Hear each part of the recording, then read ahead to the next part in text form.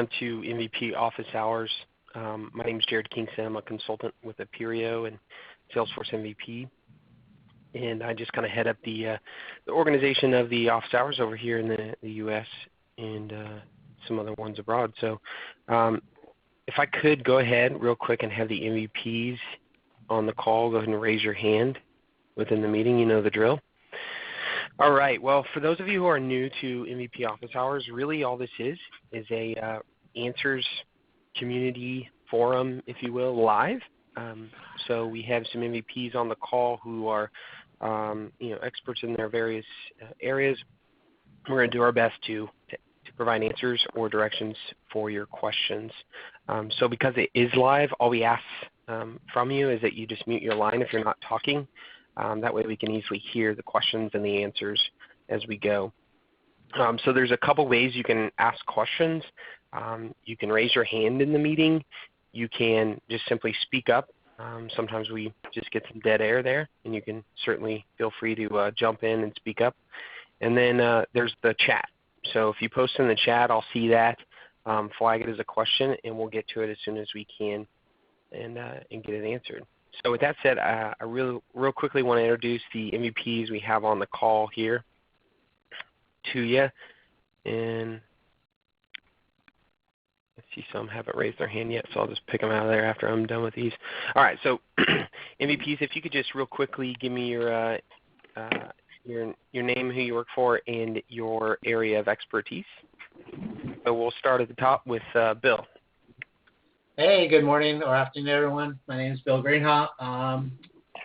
Salesforce MVP. I work at Vertiva as a consultant. Guest area expertise, more Sales Cloud and communities. All right. Brendan? Hey, everybody. This is Brendan Conroy. I'm a consultant with Monday Call, and my specialty is Sales Cloud and data management. Awesome. Thanks. Steve? My name's Steve Molis, and if I have an area of expertise, it's probably like formulas and reports and stuff like that. Can be it. Sure, everybody knows Steve Mo. All right, Thomas. Hi, my name's Thomas Taylor. I work for Round Corner, and I work with nonprofit organizations on the platform, so I guess that's sort of my area of expertise generally. Awesome. And let's see. I think there's a couple others on here. Mark, you want to go? Sure. My name is Mark Ross, and I working for Cox Automotive, aka Auto Trader, and I specialize in flow and automation. Awesome. I think so. I don't think I'm missing any. Oh, we just had the originator of MVP Office Hours, Josh Hoskins, join us. Josh, you want to give us your name, who you work for, and your area of expertise?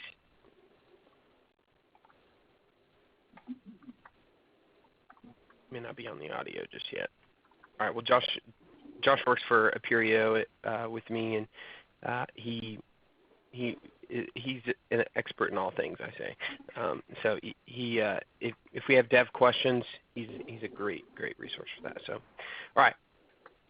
Well, let's go ahead and get started here. We're almost 10 after, so let's jump into the questions. And I got to give it over to Tony Williams because he or she, I don't want to jump the gun there, but was quick on it with a question here. So, Tony, this is a long question, so would you want to just go and kind of give it to us over the phone? Hello? Yeah, go ahead. Oh, okay. Hi. I'm new to this forum, so this is my first time, so I didn't know. I just went ahead and submitted a question on No, chat. that's perfectly fine. That's awesome. Yeah, go ahead and give us your question. Well, basically, it's an interesting question concerning coverage. Right now, my company, we are actually at 75% coverage in production.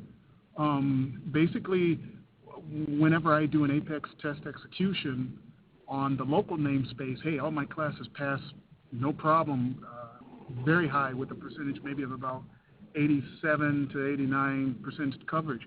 But then when I also do the same type of test with external namespace like managed packages, all of a sudden things start failing, and I'm trying to find out exactly how to tweak what in order to get things working again, because generally you can't really edit managed package code like for the test cases or anything, because I'm looking at governor limits that seem to be tapping out, at 50K, and I'm like, where did this come from? And this is coming from DocuSign code, code that's on the Apex Exchange that we downloaded. So I'm just trying to find out if anybody else experienced that, and then how do you effectively manipulate or try to manipulate or deal with testing in a way that will increase the coverage in spite of these managed packages. I don't know, maybe it's something that I'm doing that I'm tweaking on the local end of the namespace that might be causing the managed package test cases to fail. I'm not sure. That's what I was really trying to get across, because at this point we are able to deploy still, but we're right on the edge, and so I'm kind of worried. I want to be able to try to see what I'm missing in order to push code up, because generally the common average for our code for local code coverage is, again, like around high 80s anyway. So I don't. So if anybody knows, maybe I'm missing something, or just jump in. Oh, okay. Any of the MVPs want to take that? Yeah. So first, I think it is I thought it was the case that that managed package tests don't prevent you from deploying. Yeah, managed packages will not change the 75% requirement. Okay. So and then the other thing is that often what causes managed package tests to fail is validation rules. So they've got tests they've got test units that are creating sample data, and their sample data insert fails based on validation rules in your production org. So you can try disabling some or all, particularly on core objects that that package touches. If you want to disable some of your validation rules, then they may that may get the coverage up for those specific packages. Okay. Okay. All right. I'll have to look into doing that as well, because at this point I'm tapped out. I can increase percentages here or there, minimally, maybe in some other code, to really boost up to maybe 100% on some test cases if I can get to that point, from maybe 89 or whatever to 100, or 90 to 100%. It gets a little tricky in pushing more, pushing that coverage up a little bit more if I can do that. If I can't. But again, you don't need to for managed packages. If you've got unmanaged packages from a third party, those will count. Those will count towards your deployability 75%. But managed package tests don't count towards that deployability percentage. Okay. All right. There's a video I remember. I'll find it and I'll post it out in the MVP Office Hours group that talked about getting all your test case coverage to 100% with some kind of tips and trips. So I'll try to find that video. Hopefully it's up on YouTube, and I'll post it on the group. Awesome. Thanks, Bill. All right. Let's go ahead and we had another question come in right after that in the chat from Jeff Johnson here. And his question is, what are the best practices for using campaigns in V4SF? Is it better to have less campaigns?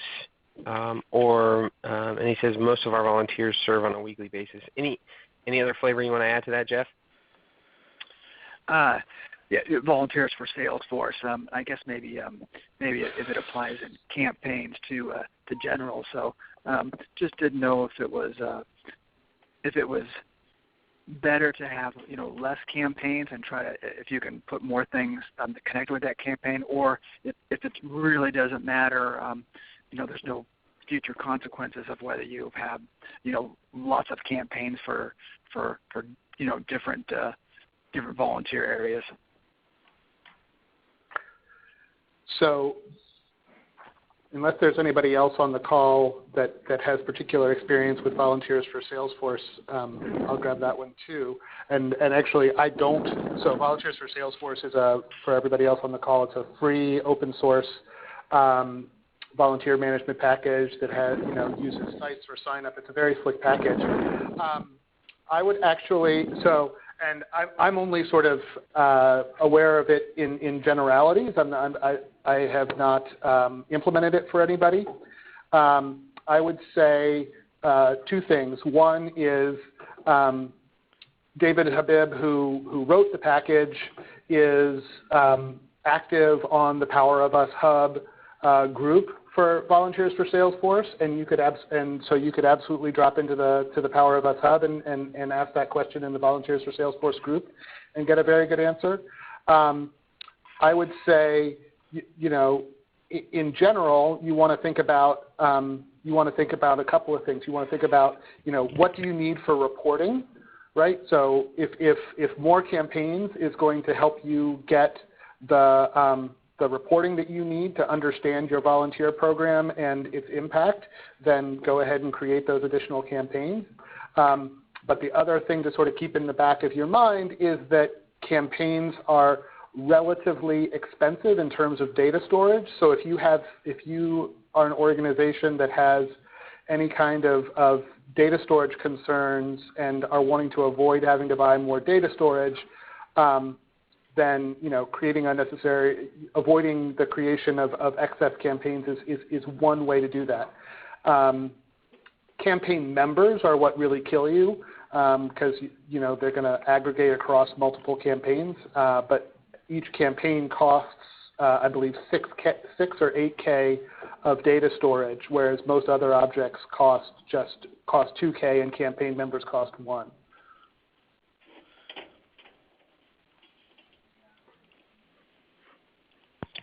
All right, that's good feedback.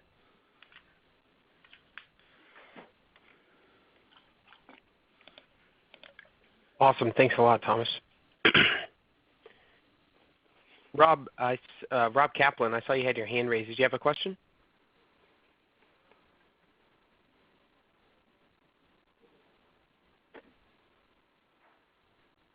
Looks like maybe not. All right. So let's go to real quick. It looks like Isabel Gonzalez has a question here in the chat, and then I saw 2 people raise their hands, so we'll get to those right after. Question here from Isabel is, when you are importing from Microsoft Excel, how many contacts can be imported from Excel at a time? If we can, how must the layout be in the spreadsheet? Anybody want to take that one? Any MVPs?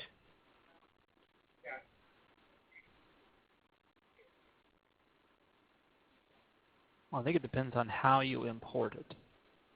I know there is an inherent limit on the import wizard.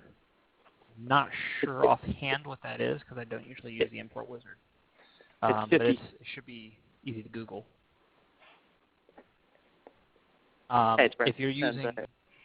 Sorry? The import wizard is limits at 50K. Okay. Yeah, exactly. There you go. So if, however, you used Data Loader or some sort of analog like dataloader.io, then there is not a limit. You can just import and go. Does that more or less answer your question? It does, actually. I appreciate it. Awesome. No problem. All right. And just a follow-up on that. What are you trying to import specifically? Because if you're doing, like, say, accounts and contacts and opportunities, then it would be multiple imports, unless you're using the import wizard, which can do accounts and contacts at the same time. So what kind of records are you thinking about importing in? Well, right now I'm working for a high school, Christopher Jesuit High School, and so what we are trying to do, because we have partners and sponsors that help get jobs for our high school students, so we're trying to just make sure we organize every company, and obviously every company has the main supervisor that we contact. However, we have various other contacts in the same company, so like HR or a different administrator that also connect with the students but are not the main supervisors. We would still like to keep them in the same file.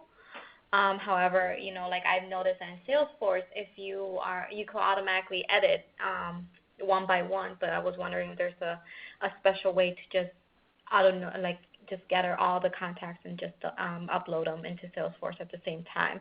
And so you mentioned Import Wizard and also Data Loader.io. Am I correct? That's one possibility, yeah. Dataloader.io used to be fully free, and they've recently, unfortunately, kind of locked it down so that there is a limit if you use it. But there is also something called I think it's called the Apex Data Loader. Are you on PC or Mac? Yeah. I'm on a PC. Okay, so yeah, the Apex Data Loader would be just fine. You can access that through your Salesforce setup menu. Mm-hmm. Trying to look up exactly where that is. This Steve, can I just chime in for a sec? Sure. Can you ballpark the number of records you expect to be dealing with? Because if you're below that 50,000 range, especially with this, it sounds like what you describe almost sounds like almost like a net new upload. Mm-hmm. So it's almost like in one shot, it would be easier for you to create the account records and then automatic in the same upload, create the contacts who are going to be connected to those accounts. Mm-hmm. And for that, the import wizard is going to save you a step, because if you're talking about Data Loader.io, you're talking about one upload to build the account records. Then you need to retrieve the account IDs that were created in that upload, insert those account IDs into your contact file, and then load in your contacts in a separate upload. And unless you're way over, I would even say unless you're way over that 50,000 number, getting your base accounts and contacts, the best way I think would be the Data Import Wizard. And if you are over 50,000, break it into two uploads. It's only, Data Loader.io, Jitterbit, amazing, powerful tools, and I guarantee that you're going to be using it. If you don't use them for this, you'll be using them again and again and again, and they're going to save you bacon more often than not. But I think in this case, using the data loader could be like, using an atomic bomb to kill an ant. Yeah. Okay. Awesome. Something hey guys, one thing to add on to that. This is Yosef Kapta. One thing to add on to that is if you're importing new accounts, remember to you need users that exist to assign to those accounts upon import. So you'll need that user ID. Awesome. Thank you. I appreciate it. Yep. And just one other note: make sure that on the Excel sheet that there's no duplication, because once you import something in, it's much harder to get it out and also figure out what's a dupe once it's in there versus having it on the Excel sheet all clean. So you recommend, if I already have a couple of companies already inserted into Salesforce, just go back and verify that I don't have any of them listed in a spreadsheet, in other words. I'm trying to think because I don't use the import wizard at all, if you try to import something and if it updates any existing one. Does anybody know? Because I know that there are ways to do it with Data Loader, but I haven't used the import wizard for deduplication previously. I've had hit or miss luck with it. It's got some, there's a link in if you go to the the Data Import Wizard or the import my organization's account and contacts import wizard, on the page on the right hand side upper right corner, I think there's a link that has like a help doc about what it does and doesn't match on for duplicates. I've had hit or miss luck with the duplicates. I forget who spoke earlier, but that I would say clean up as much as you can on the front end. Leverage the deduping and merge tools that are in even Excel. Unless you've got the budget for a third-party data hygiene app, can wait for deduplication or duplicate blocking to be generally available in the Spring 15 release. Put up that firewall on the front end. Okay. Load. Yeah. Awesome. Awesome. Right. Thanks, guys. Thank you. All right. So, Heather, thank you for your patience. You had your hand raised for a question. Go ahead. Yeah, good morning. This is probably for Steve Moe. I have a reporting question. A request. That's where she's going. And I've done a summary report, and I have an absolute count formula field because what we wanted to have, we have licenses that are attached to accounts, but I have a one-off request from a sales manager to have a report that instead of counting the number of licenses at each account, he wants to say, okay, he just wants to flag this account has those types of licenses. So I did an absolute count on our what we call our ultimate group account record, and so I have one in the absolute count column, but it doesn't total it at the bottom. We wanted to kind of avoid doing a custom formula field on the object because we have quite a few formula objects or formula fields already. So I wanted to know if there was any way to sum an absolute count column. So you're talking about like trying to use like a custom summary formula within the report to get your count of accounts? Yeah, instead of counting like, X company has 10 licenses and Y company has, 3 licenses. We just want to flag it as one. Why the reluctance to have a formula field in the object? Because this thing screams Power One. Okay. Which, if you're not familiar, you create a formula field on every object that you want to count.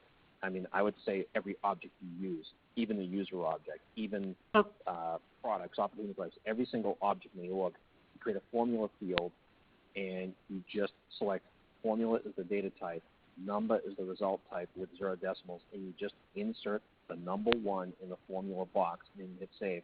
Every single record of that object on your org, no matter how many millions, billions, trillions you have, will automatically have a 1 on it, so they're instantly countable. Every single record. And that was my original idea. Yeah. But my architect said so he wanted to see if we could do it without doing a formula field. Are you up against the hard 500 custom field limit or something like that? No, not yet. Okay, if you're not close, because I would push back on it because I do occasionally get pushback when I say custom formula field, and people will sometimes say, and I'll say why, and I'm like, well, I don't want my page layouts to look like a NASCAR with a bunch of stickers all over it. Here's the thing: in order to use the Power One, the field doesn't even have to be exposed on the page layout. The user doesn't even have to physically see it with their own eyes.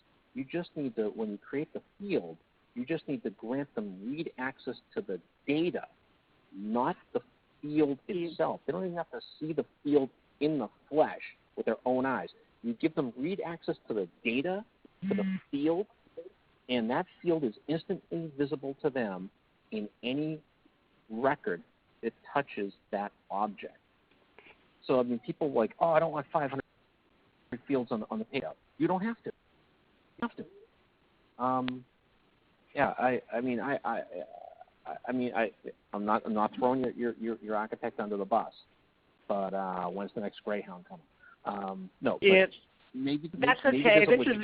This is great because I can just go back and say, well, Steve Moe said, go ahead and do it. So,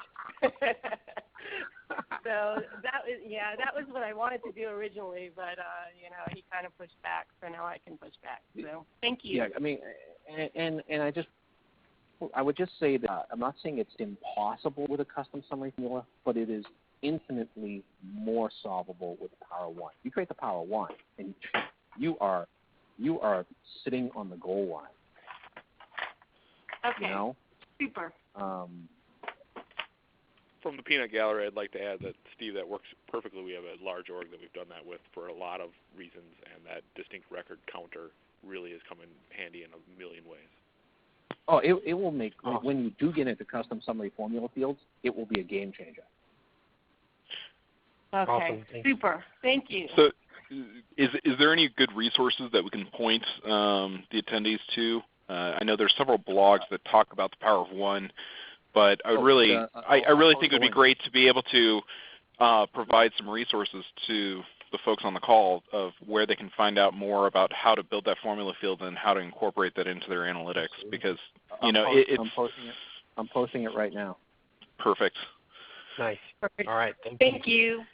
All right. So we're going to shift back over to the chat here, and we have a question here from Michael on being able to change the letterhead for some, not all, email templates, and I posted this into the chat, the link to an answer he found. Any other flavor you want to add to that, Michael? Not really. I guess it seems fairly straightforward. I understand conceptually what the answer says. I'm just curious if folks have done it before and run into any problems or anything. We'll certainly try it in a sandbox first. I just thought it'd be interesting to hear from the group on any thoughts they have. So, Michael, it's Thomas Taylor. Hi, how you doing? I just posted, and Jared just posted what I wrote back out. Not a slight variation on the theme of that answer, which would be to use the developer console query editor. Okay. So you could right, because what the query editor lets you do is this query editor is a great way to get at fields that you can't access through the UI. It's a little bit of a technical task because you have to build a SQL query. But once you figure out the SQL query, you get a table of records, and you can edit those records right there in the dev console and then save them. So you could change the letterhead IDs. Change the letterhead IDs for the email templates through that, rather than having to export, edit, and import. So it's a step saver, not a major technique difference. Right. No, I like it. Thank you. Awesome. Thanks, Thomas. All right. And then Suzanne, thanks for your patience. You had your hand raised. What's your question? Well, I have a few. Hello, everyone. I use the data loader a lot, and I got a new box with Windows 8, and it doesn't always fail, but it hangs up. Does anyone else have a problem with this? I'm using the most recent version. I don't know what to do. I mean, I've been popping back and forth between using my desktop and my laptop, which has Windows 7. I don't have the problem. So I'm just curious, has anyone else experienced this, or is it something with my machine?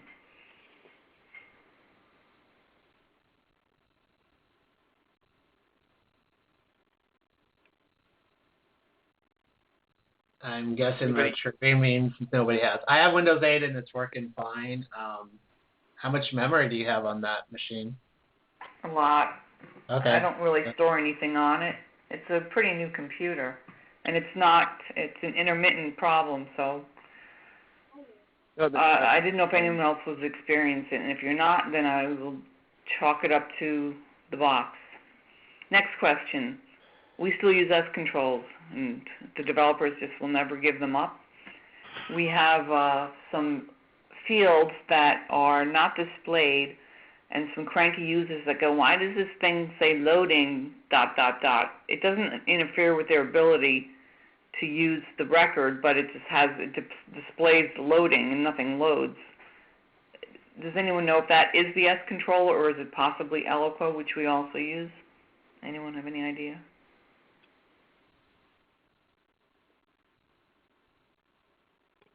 I have whiny users. That one's tough without being able to see the experience, kind of firsthand. It's not exactly, we're not able to tell what processes are trying to load and what processes are getting hung. Okay, well I can move on to the next. So this is Joshua. I'll weigh in as well. So the S-controlled little spinning thing, it's probably indicative of like a jQuery library or something like that, because with an S-control, you just don't get that out of the box. It's actually a user experience piece. So if you're getting a spinny wheel when you're trying to use an S-control, it's probably something that's wrong with the code or the way a developer has implemented something where it's not connecting to something. But you generally, just with a standard S-control, there's no weighting indicator unless it's actually built into the S-control itself. So something right, when I view the page, which I have access to all fields, the pages load and the fields load. It's just for users that, I have different page layouts for, that they see this word loading ... and it upsets them. So I'll just say it's an S control and leave it at that. Well, if it is working for you and it's not working for other people, then it's usually probably indicative of maybe an FLS issue or a data. If it's loading for you and not for others, it's either the user doesn't have access to the fields that are needed to load the S control, or the data that's expected is not there. Right, the fields relate for me, but because they're visible to me, they're not visible to our other users. So I'm going to guess that that's probably it. Anyone familiar with the new dupe management? We have a deduper that was developed for us before they came out with the deduper. Has anyone used it, played with it, did a beta on it, have any idea if it will conflict with custom deduping? So I was part of a pilot for the new deduping one. That's a really tough question to ask. It kind of depends on what your custom deduping's doing. So the thing to consider is for the one that Salesforce is coming out with, it's pretty limited in scope. It's going to look at accounts, contacts, and leads. So there's a lot of other deduping tools out there that will work against custom objects, as an example.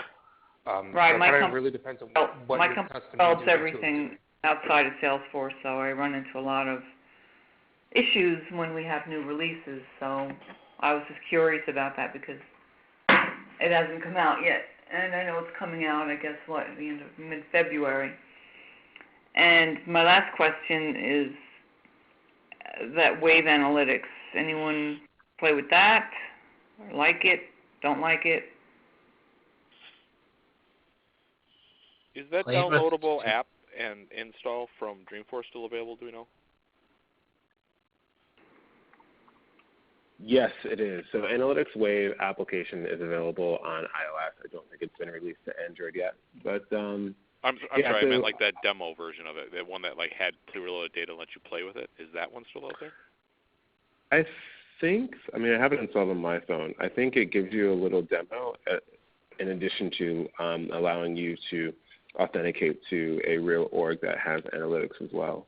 Just going to open it and find out. But it is, the analytics tool, from my opinion, it really depends on how large your organization is. What I've been sort of telling people within the EMEA region in London is the people who have the appetite for analytics are already going to have a BI solution that they're looking to replace. And it really does require a lot of thinking and a lot of understanding. Because if you're going to build a data warehouse, you really have to understand how exactly, what questions you want the data to give you. And then fundamentally, you have to actually build, the analytics platform with a collection of JSON files and CSV imports, and maybe even some middleware pumping into analytics on a regular basis. So it definitely is a project. It's not as simple as Salesforce reports. And when I go around, talk to a lot of different consultants just within my own organization, the biggest sort of aha moment that we've had here internally is don't look at it as a solution for the limitations that native Salesforce has today. So certainly, be cautious, make sure it answers your questions. The price point is certainly, significantly high for a lot of organizations that are in the either CBU or EBU space, so commercial or enterprise space. So that's also something to take into consideration as well. Okay, so my org, what we do right now is we make a SQL copy of the entire org, and we run SQL against it for our analytics. So probably stick to that. It depends on where your company really wants to shift to. I mean, if they're doing that and they're happy, then that's fine. But if you're doing that because you're mashing it up with some on-prem data that you have in the other SQL tables, then it's usually probably a better experience. But in order to get all of that data into Analytics Cloud, you're going to have to basically anything that you're bumping up against that's on-prem, you would have to build a job to get that into the Analytics Cloud so that you can then build your joins. But even within the Analytics Cloud, you do need a developer skill set to build your JSON files to match the data together if you have joins between two different data sets. It's not essentially plug and play yet. That's definitely where they're going. Okay, well, I'll present it to the analytics team and let them decide if they want to. It's an add-on, buy it. Okay, well, thank you. Yeah, certainly. And then Salesforce will, if you just give your AE a call, Salesforce will definitely give you the tools needed to present that within your organization as well. Okay, thank you. Awesome, thanks, Josh. All right, so our next person with a question here is Isabel had another question, a couple questions here in the chat. Isabel, you want to go ahead and just give those questions? Sure. So I have 3 other questions real quick. They're almost similar, but my first question, I guess, would be how can we add another free text field so that its contact will be searchable, for example, like a separate notes section? I've noticed that under the account section, when you edit, you could automatically edit little boxes, add it into the accounts or take out whatever you don't need. I was wondering, because there's only one description box or actual free text field, if there's a way we could add another one or program another one in there. Any of the MVPs want to take that one? Hey, this Steve. Have you? Oh, go ahead. So you're just trying to create a new custom field in a contact object? If we can. Other than that, I don't know if there's another tab or something that Salesforce already has to offer that we could add it in, because we're just trying to, I guess, add another description box somewhere in the account, and there's only one option in the box. We have to be precise of where we actually want it, because there's no other section that we could just write along.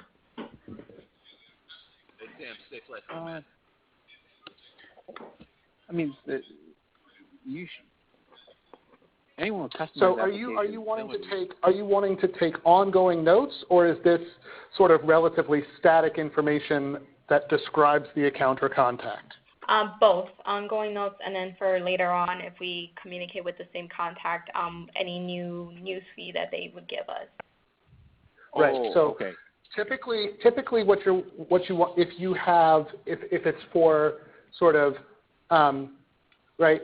So things that you store on the contact or on the account should be, relatively permanent attributes of that record, right?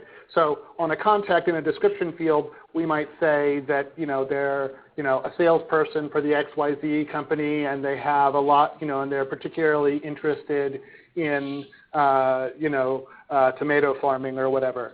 But if we have a conversation with that person and we want to take some notes from that, then we're going to use the activities object to log a call. And that gives us, a time so we know, without having to put in extra information, we know when that happened, we know who made those notes, and we have a free text field to record that information.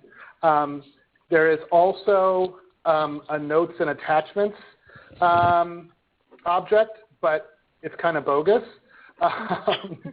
and for a couple of reasons that I won't go into. It is getting better. Detail. It is getting better. They're adding. So, so it if somebody wants to speak up in defensive notes based on what's coming in Spring 15, please feel free. I know that that's happening, but I forget the details. But does that differentiation of where you would put data sort of make sense? Yeah, it does make sense. However, alongside with another question next to it is that would it be searchable? So let's say under a description or notes, we add a person's name and da information, and then say like we want to search that specific person. Would that note appear as well under the search? So at this point, notes is not a searchable object that can be retrieved in reporting or in search. So you would likely want to use the activity history, definitely searchable.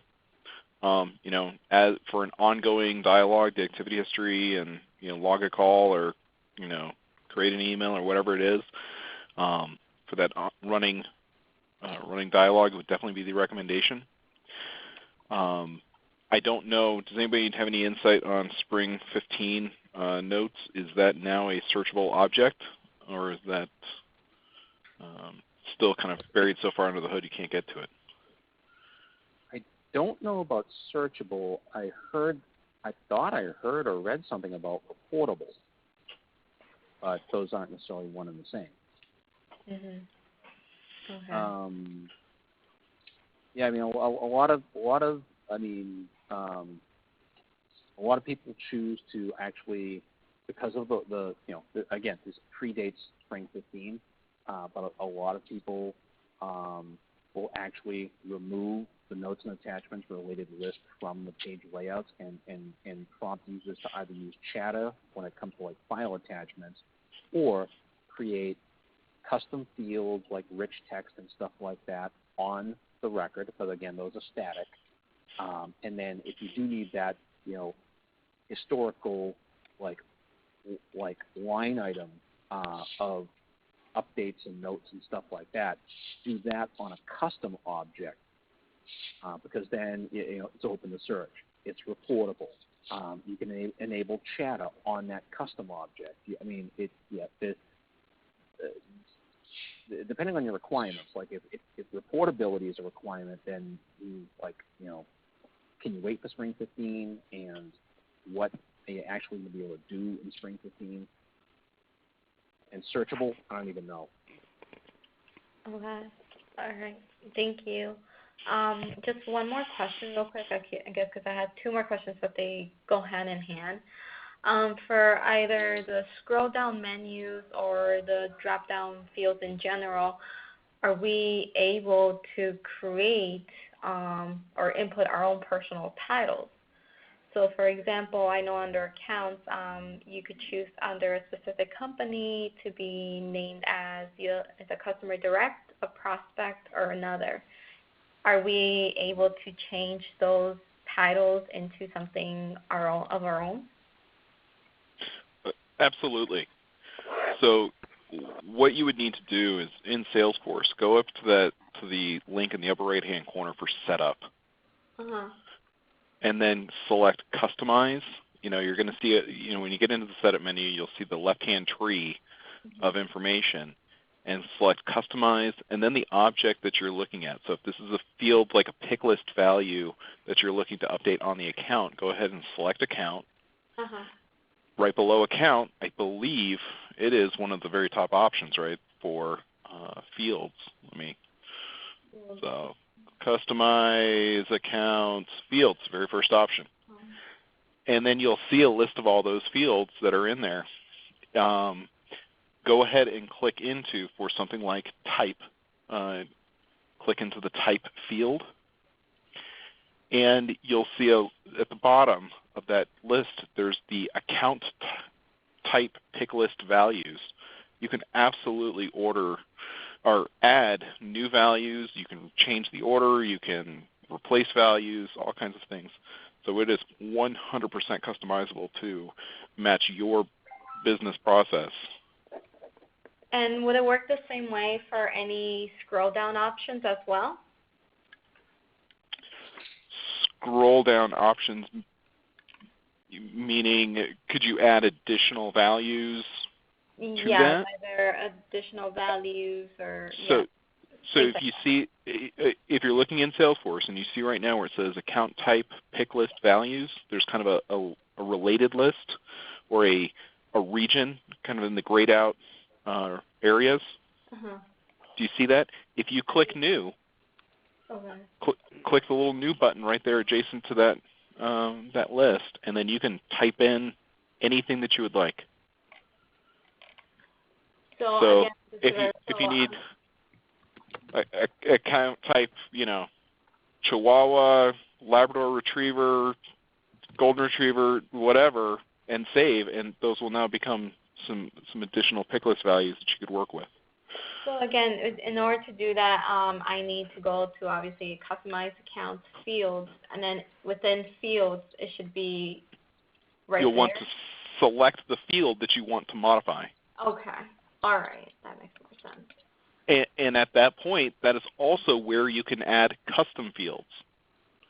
So Salesforce comes prepackaged with 40, 50 standard fields on the account. But you can customize them as much as you want. So you can actually add all of these custom fields. And that's one of those options that kind of came up around your earlier discussion on, or earlier question around adding fields to a contact. You can add up to 500 custom fields on an object. And there's a whole variety of field types. You can do checkboxes, you can do formulas, you can do text fields, you can do long text fields. A traditional text field takes 255 characters. A long text field will take up to like 32,000. So there's a whole variety of different options that you can add into Salesforce just through this, accounts, customize accounts or customize contacts, customize leads, whatever region or object that you want to work with, you've got a lot of flexibility in there. And so even those standard fields you can customize yourself by adding and replacing pick list values if need be. So would this work fine, everything that you described, because it sounds exactly what I've been looking for? Would this work fine for the nonprofit CRM? Absolutely. Okay. This is all part of the nonprofit package. Nonprofit, just FYI, is when you're granted a nonprofit grant, that version is also known as an enterprise edition of Salesforce. Okay. So there's a variety of stages or tiers, starting, kind of the most simplistic with like a contact manager, and then there's group, professional, enterprise, and then there's a couple above that like performance and something else. But enterprise is a very, very rich featured solution, and all of the functionality that you need is definitely part of that package without anything extra. Awesome. Thank you so much. This is exactly what I needed. Awesome. Thanks, Pete. I would really, really encourage you to seek out some of the resources. There's some great admin trainings through Salesforce U and things like that. There's some self-paced learning and things like that that are also available that really go into somebody who's a new administrator to be able to go in and learn some of this functionality around creating fields, creating formulas, creating reports, dashboards, and things like that. All of this native functionality that's in there that it sounds like you might need just a little more education as far as really opening up and understanding the full power of what can be done with Salesforce. Definitely. Thank you. I appreciate Awesome. it. Thanks. Thanks, Pete. And this Steve, I would also. Yeah, go ahead, Steve. I'm actually going to post a link to it. I would say along those lines, the Salesforce Trailhead on Developer Force. Great learning tool. And while you're there, get yourself a free developer org. Yep, absolutely. Thank you. And then just to circle back on the note stuff, I posted a link in the chat there. If you look on the release notes, it's pretty awesome. The new notes that's coming in spring 15, you'll be able to search those, report on those.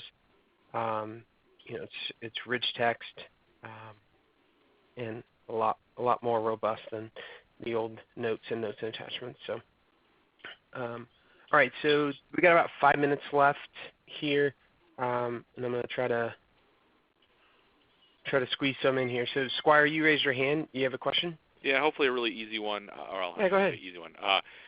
We can't seem to determine where the connected app access true-false flags are stored in metadata. We can find the custom app settings true tags, but we can't figure out where connected app access, where those values are stored. Does anybody have a thought? Are they not in the profile? No, it doesn't appear to be. We went through we did exports and compares to versions with and without changes, and I cannot find a tag that identifies something like an ant migration tool true flag anywhere in my metadata. I just don't know what I'm missing.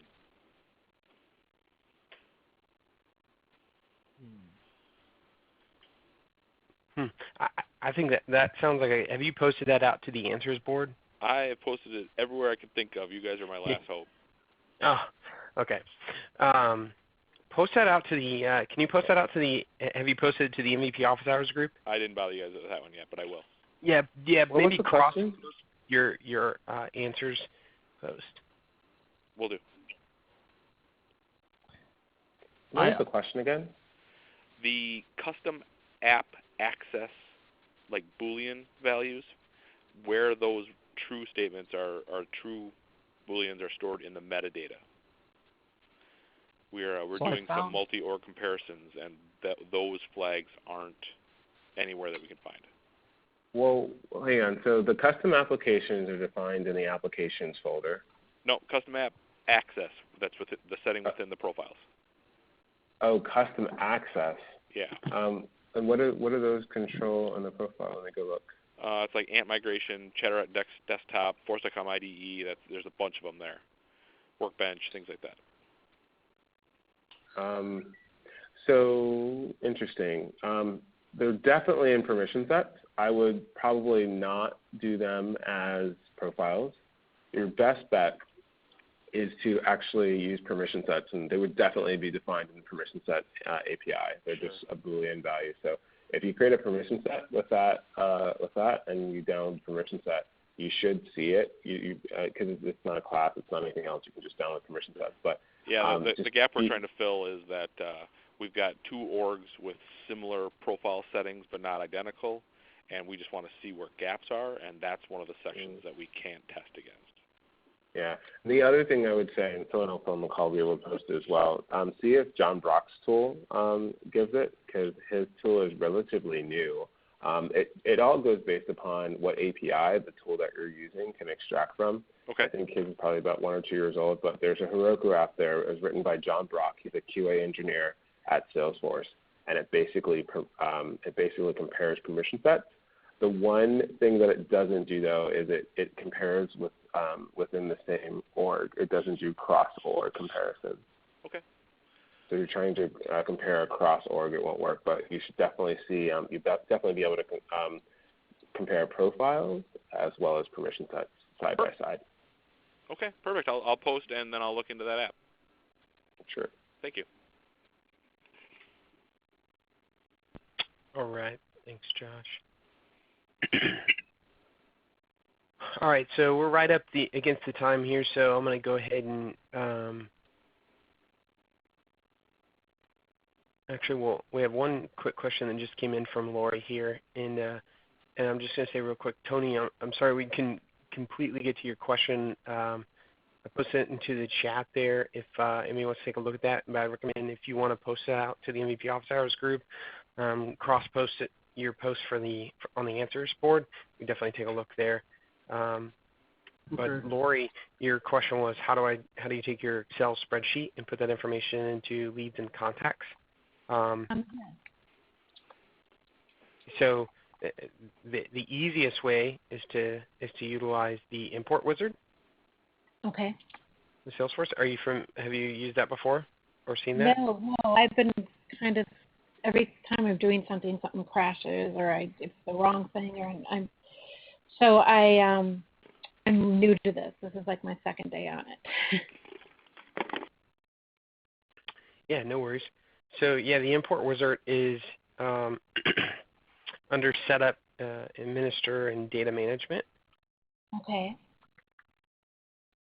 And there you can use that wizard to basically upload your file and map fields from your columns from your spreadsheet to the fields in Salesforce, and really tell Salesforce, all right, here's the types of records that I want to create from it.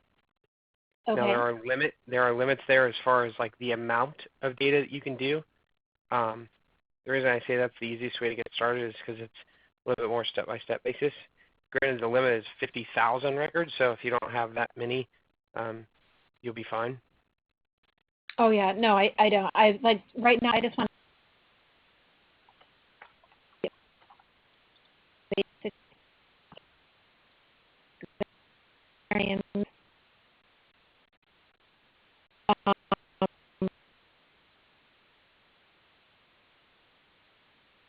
Sorry, you cut out there, but it sounds like that gave you some good direction there. I have my button columns of information that I just want to make sure I get in.